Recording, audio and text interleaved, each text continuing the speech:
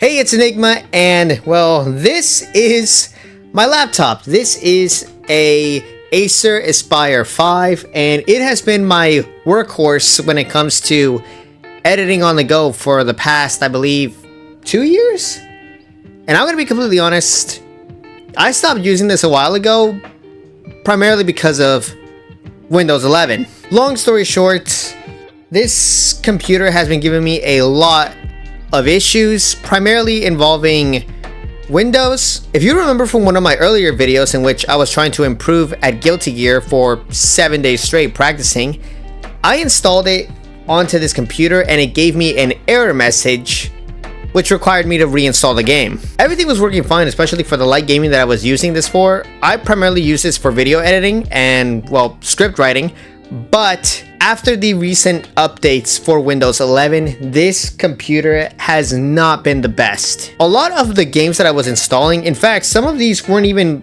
graphic intense. They were very easy to run and this computer would not run them at all. It kept giving me so many errors, and I've done what I could to try to, well, keep everything going, but at some point I just went, you know what, forget this, I'm getting rid of it. But then I remembered something. People have been putting a lot of effort into learning about new operating systems that they could put into their hardware. In fact, so many videos have been popping up on my recommended that to just, well, install Linux. I've worked with Linux operating systems in the past, but this is the first time that I've ever actually decided, you know what, I'm getting rid of Windows altogether and I am fully committed into going into Linux. The main thing that has been holding me back, specifically when it comes to fully going into Linux, is the fact that almost all of my workflow revolves around Windows. And on my desktop, I have no problem running Windows, especially since, well, I've been grandfathered into it.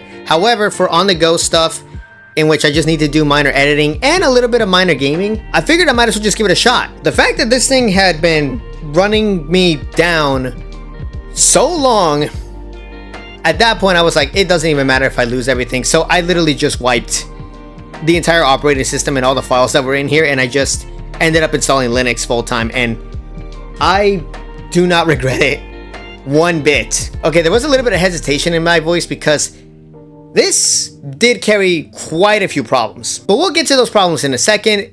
I know what you're probably thinking. Which Linux distro did I install into my computer? Because I was doing a bit of light gaming and my primary focus was video editing, what I wanted was a Linux distro in which I could prioritize content creation. Now, I've used Ubuntu in the past, but for the sake of this computer, I decided to do something a little different, and I decided to go full on into Nobara Linux. I've heard a lot of great things about Nobara Linux, especially when it comes to using computers like this. Supposedly, it already comes with everything that you need in order to get started in content creation as well as gaming. In fact, it's one of those operating systems that is also used alongside a Steam Deck. The installation for this was, it was almost easy. I did have a few problems, but we'll get to that in a minute. In the meantime, let's power this thing on and see how my computer is running. So right here, I am booted up. I connected my computer. As you can see, this is some pretty cool artwork that I found with Nobara.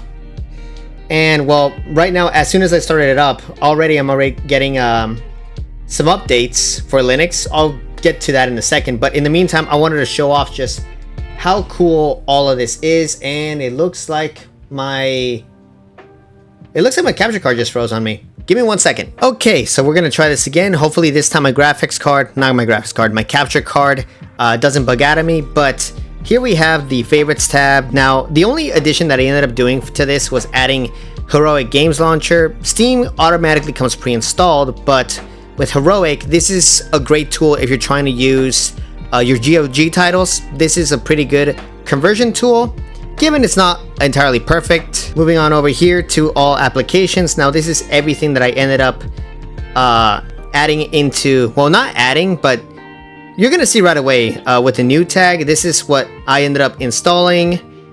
Krita is a great tool. There's also KDen Live. This is a great open source video editor. Now, you can install DaVinci Resolve onto Linux. In fact, you are given an option when you're first setting up your Linux distro if you want to have DaVinci Resolve installed. Now let's see here. LibreOffice, great alternative to the Microsoft Office Suite. OBS Studio. Now this technically doesn't come pre-installed, but you are given the option to install it, which I took advantage of. I got Proton VPN, I got Proton Plus. This is a must if you're going to be using Steam and GOG. I got QBitTorrent, I've got the RPM installer.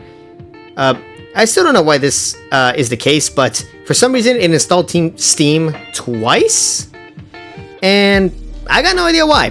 Another thing, even though this doesn't say new, this is something that I installed myself, VLC Media Player. It's a great open source, well, media player that runs really well on Linux. And as for some of the games that you can try out, I'm not going to run that many, but I figured I might as well open some up to see what it is that I have. Okay, so starting things off, we have Warhammer 40,000 Bolts Gun. Now this does require just a little bit of tinkering when it comes to launching it. Linux itself is not perfect. In fact, there is a lot of problem solving that you're going to have to do when it comes to running this operating system, but I'm going to say this right now, I would rather do this than anything else involving Windows. Okay, I'm pretty sure my microphone is going to be able to pick up the audio, especially since my capture card right now is not picking up the audio.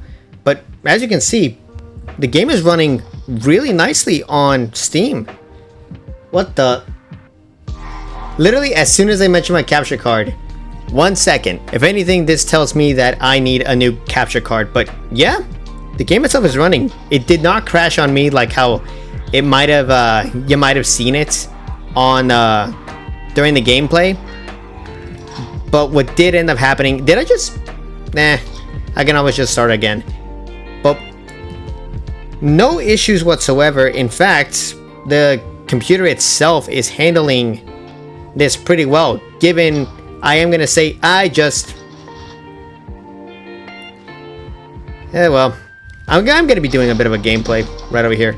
Ooh, you can hear those sounds. Oh snap. Oh snap. Hang on. Wait, why is my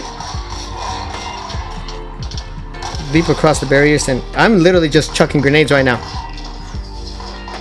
Okay, you know what? Let's just stop right there.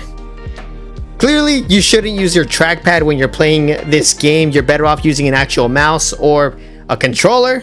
Oh, that reminds me. There is native controller support on Linux. So there's that. But for small games like this, the computer runs really well. It runs very nicely. And when it comes to modifying specific games, that's a little bit of a tricky situation because there is something that I should probably mention. Now, I decided it would be a fun idea to put Honey Pop into the game, and this is one of those areas in which you had to find a workaround because even though this game does have a Linux version, for some reason it would not run on this computer. Every single time I tried installing this, it would not run until I ended up switching it over to the Windows version. Once I installed the Windows version of this game, it ran really well. I had no issues with it. So that is one thing that you're going to have to do. Sometimes the Linux compatible versions of certain games are not going to run, and other games are going to run perfectly fine. Now we're moving on to Steam, and we have BlazBlue Central Fiction currently installed and ready to go. We also have Dragon Ball Fighters, another great game. You have Duelist of Eden. This is an indie game that I can wholeheartedly vouch for. And then I also ended up adding Ultra Street Fighter 4. This game holds a very special place in my heart. And just for laughs, I decided to add Sakura Swim Club.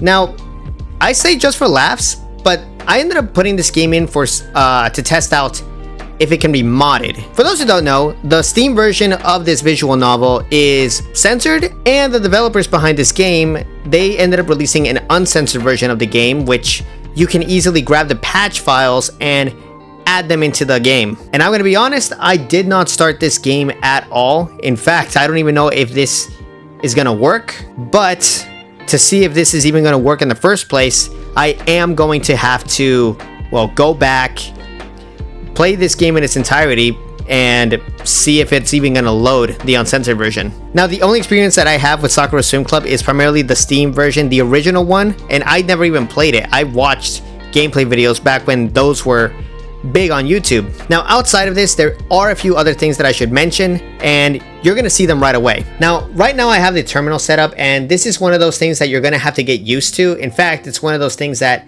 I'm gonna have to get used to a lot more, because if you want to do something on Linux, even though you can do everything from the web browsers and download your stuff through the web browsers, you're better off learning how to use the command lines and doing things that way. So the first thing that I want to show off is the RAM. So I'm gonna see FREE.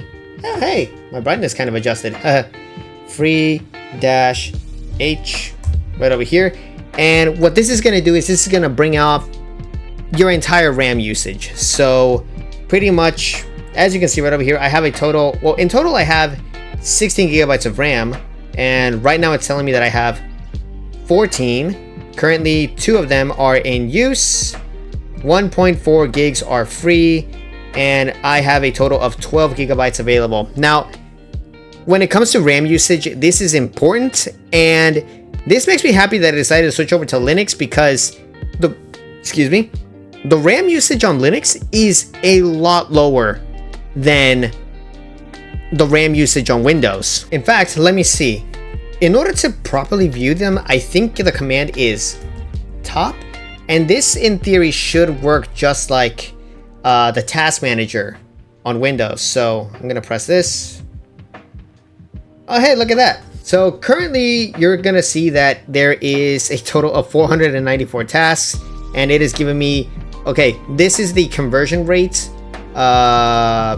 for megabytes. In total, I'm using 15,329.1. About 1,400 are free. Currently, a few with these in cache. Now, there is one thing that I should mention, and that is this MIB swap. It's giving me a number of about 20 something gigabytes. The reason for this is because when you are installing this directly, you're going to be given the option to swap memory throughout the hibernation. Now, this just means that if you run out of RAM, it's going to pretty much borrow some memory from the SSD. Now, I ended up upgrading the SSD on this computer, so I have plenty of memory to go around. But if you don't want to do this, you can just opt out of it and say no swap.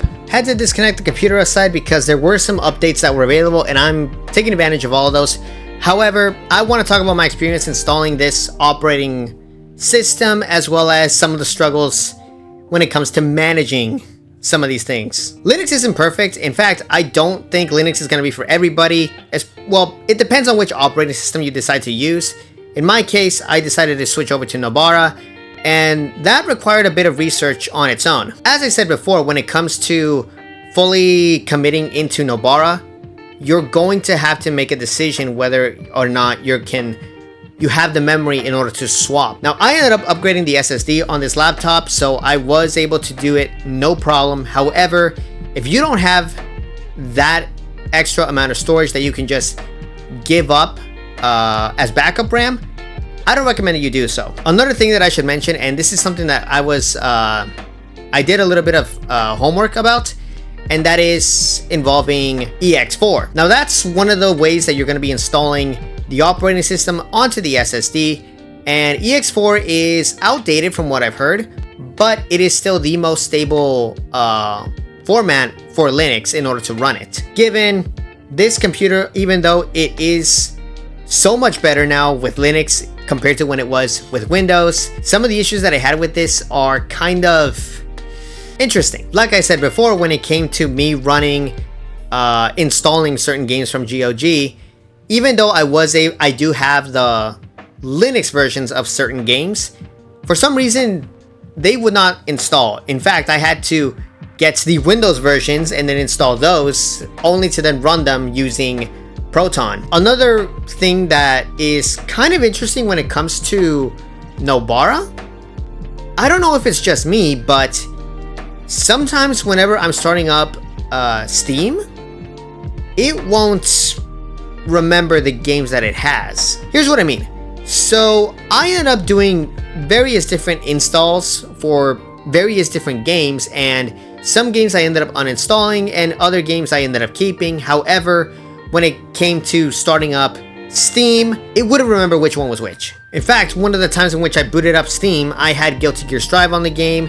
Now, the game runs fine, but I ended up uninstalling it because I preferred playing that game on my desktop instead of my laptop, but for some reason it still showed up. And I checked every single file and it was not available, so I don't know why that's the case. And here's the thing, I don't know if it's just me, but even though I did upgrade the SSD for this, I don't think I should have. The reason why I'm saying that is because originally inside of this computer, actually, I might as well just show you. So inside of this enclosure is the SSD that I was originally running inside of the laptop, and this is the NVMe SSD that had the operating system. Originally, the plan was to just have this be the main operating system and this house all of my games. Now in total, this adds up to close to 1 terabyte of data, which is all I need for that computer. I mean, it helps that I also make backups of all of my recordings on a separate SSD that I can just connect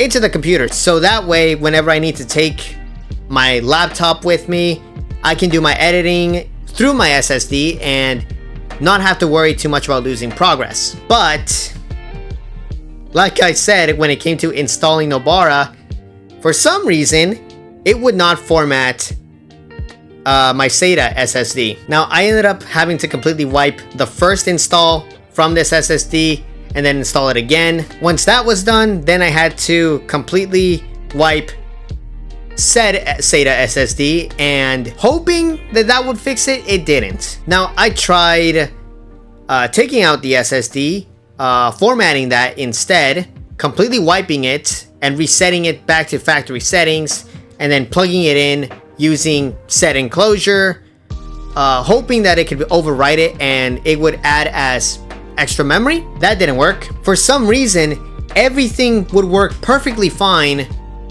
when it only had the NVMe. But whenever I would attach the SATA into the computer and out into this enclosure, it wouldn't work. Now I really did try not to spend any money involving like any unnecessary upgrades, because I consider this an unnecessary upgrade. Literally, I could have just kept this SSD just to run the operating system, and then I could have done everything through this, but it didn't work. In the end, I had no choice but to go to so many different stores to hopefully try to find a 1 terabyte NVMe, and thank God I ended up finding one for dirt cheap, because those are becoming very hard to find locally. Now, another thing that ended up happening with this computer is there was one time in which I was trying to start it up just to try to get some work done, and it gave me a black screen. It was not able to boot, which then required me to go back to the documentation, learn the command to start it up throughout the main terminal. And once I finally logged in, the computer just reset. Now, I was pretty mad when that happened, and then I just said, you know what, screw it. I might as well just try doing a fresh restart, and then as soon as I pushed the restart button, it worked. Turns out I lost nothing, and it was just acting up. Now, this isn't a rant, because I have gone through worse with Windows than I have with Nobara, and at the very least, with this, I was able to learn a lot more about problem solving when it comes to Linux. In fact, it also gave me the idea to back up the current files that I have for Linux and create a copy using this hard drive. This isn't a hard drive, this is an SSD. So literally, in case worst comes to shove, I lose everything inside of here, at the very least I have a backup and I have the ability to restore it. In fact, I even added Clonezilla to a separate flash drive that I have just in case. But outside of that, do I recommend this distro? Personally, I do recommend it, even though I was struggling a lot. At the end of the day, that is part of the learning curve when it comes to using any Linux distro. You are going to learn problem solving when it comes to changing your operating system, especially one that requires a lot of research. So do expect to run into some problems when you switch over from Windows.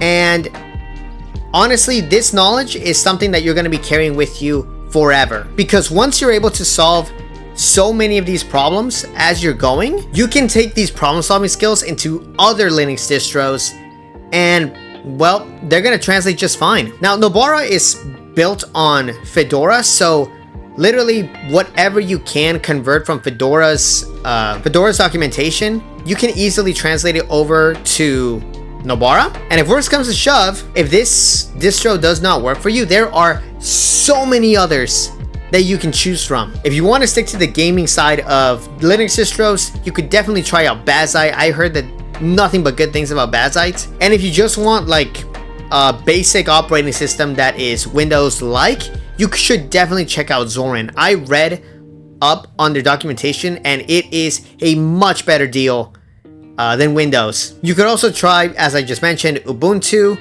Ubuntu is great as a beginner-friendly distro. In fact, they are also, I think, let me rephrase that. There is a mobile version of Ubuntu that you can install into certain smartphones. All in all, I think this was a great little project of mine, and I love using my laptop even more now. Even though there are going to be some problems with this, I'm looking forward to tackling them, because this is a great project. In fact, I highly recommend that if you have like a more outdated piece of hardware, like an outdated computer, an outdated desktop, laptop, try adding a Linux distro, and you'd be surprised as to how easily this can not only get it back up and running, but it'll get it running better than it originally was. I do not regret changing from Windows to Linux, especially for this computer. I love using this computer again, and this has reignited my passion for computer tinkering. If you want to try out Nobara, I highly recommend it. I will leave the link to the documentation as well as the download down in the description box below. Anyways, that's the end of the video. I really hope you all enjoyed it. If you did, leave a like and also subscribe to my channel and turn on post notifications so that you never saw a video or a live stream. And if you would like to help support the channel, check out buymeacoffee.com/Enygma. Links for everything will be down in the description box below. And as always, this is Enygma Shooting Star, signing out.